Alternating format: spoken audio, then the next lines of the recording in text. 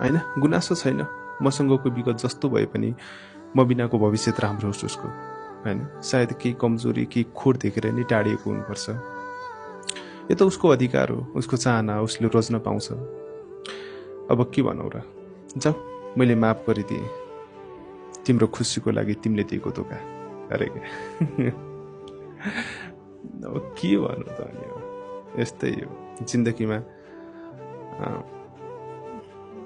हार हरेक कुरामा हुन्छ, तर आफूले हार खानु हुँदैन। त्यही नै सफलता हो जस्तो लाग्छ मलाई। त्यो नै जित हो नि त।